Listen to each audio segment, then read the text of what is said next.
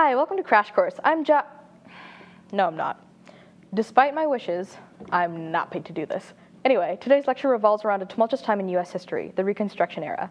The Reconstruction was a complex and ongoing historical development. Two special guests will be joining me later today, but for now, let's just focus on context. The Reconstruction followed America's bloodiest war to date. Thanks to the military genius of generals like Robert E. Lee, the Civil War lasted longer than anyone expected. Abraham Lincoln was the nation's 16th president and saw the U.S. through one of its most difficult times. Yet, as he boldly decreed at the Gettysburg Address, government of the people, by the people, and for the people shall not perish from the earth. Lincoln never formally acknowledged the Confederacy as sovereign, preempting its return. Though many were lost in battle, Americans had come to the conclusion that they needed to unite as one nation. Though things looked hopeful after the war ended, the events that followed would jeopardize the Reconstruction forever. On April 14, 1865, Lincoln was assassinated by John Wilkes Booth while watching a play. The nation was shocked by his death. In the midst of all the infighting that occurred, Lincoln was possibly the only man who could reconcile the issues that the nation was facing. Chaos followed shortly after. Booth was caught 2 weeks later in a barn house and killed shortly. After Lincoln's death, there was a new political player, Andrew Johnson. Stay tuned for a special guest to discuss the Johnson presidency. The Johnson presidency lasted 4 years, from 1865 to 1869. Johnson would oversee the largest portion of Reconstruction.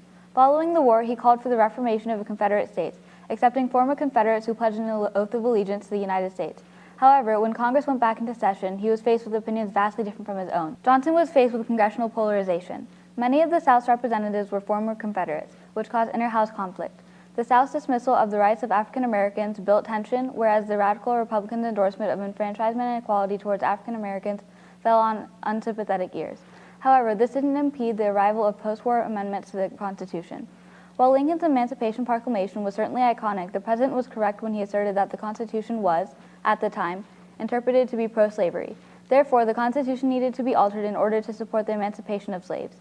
Thus, the 13th, 14th, and 15th Amendments to the Constitution were ratified, each clause ensuring equality and fairness among the population.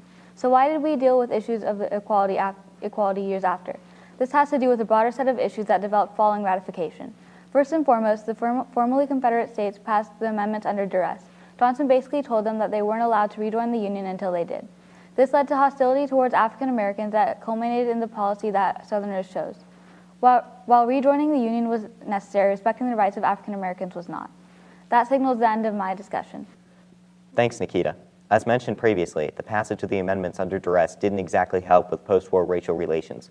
While the North and the South were in the process of reconciling, racial equality was something that the United States had in policy, but not in practice. So technically, segregation was illegal. That wasn't the case. See, Johnson vetoed the Civil Rights Act. It was passed by Congress overruling the veto with a 2/3 vote. This, in turn, caused much discord amongst many Congress members who opposed equal rights for African Americans. Thus, the Compromise of 1877 was created. The Compromise essentially stated that the Union needed to remove their troops from Louisiana and South Carolina in exchange for allowing the Republican candidate's presidency. By removing troops from the South was effectively reserving the right to discriminate against African Americans. This is an impactful turning point because it marks the beginning of a series of battles in the realm of civil rights. While slaves were technically freed by the Emancipation Proclamation, they were not granted the same rights as whites. This was especially true in the South, where freedmen were often subject to black codes, a set of laws that institutionally reinforced anti-blackness and racism. The black codes allowed states to place a limit on how much property former slaves were allowed to own and created the ability to fine for vagrancy. Vagrancy was referred to as a state of unemployment where the offender had no residency, which was not uncommon amongst newly freed black people. This was especially troubling for freed people, who often didn't have employment or land. So did the Reconstruction actually do anything for race relations? Let's get a second opinion. The magic of post-production. And to answer your question, yes, Northern outrage resulted in the formation of the Freedmen's Bureau, a governmental organization whose main objective was to aid freed people by providing clothes, land, and legal recognition for slaves. It allowed African Americans to have a shot at building lives outside the narrative of slavery.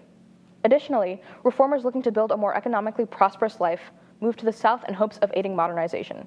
Dubbed carpetbaggers, these people were well-educated middle-class workers who were former Union soldiers and who worked as teachers, merchants, journalists, and other types of businessmen, or at the Freedmen's Bureau.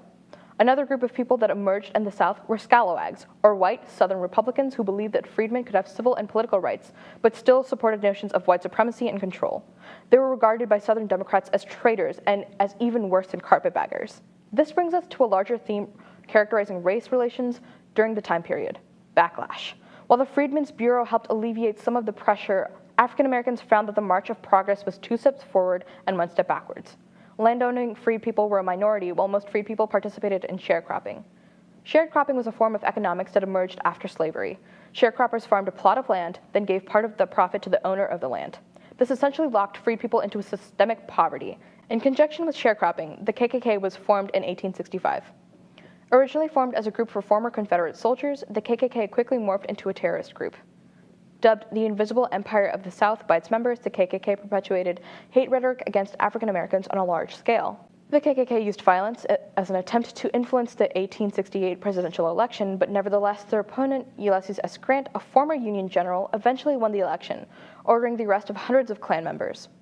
Thus, the history of America and anti-blackness has been long and complex, but overall, the Reconstruction can be seen as successful dismantling slavery, but unsuccessful in dismantling anti-blackness in America.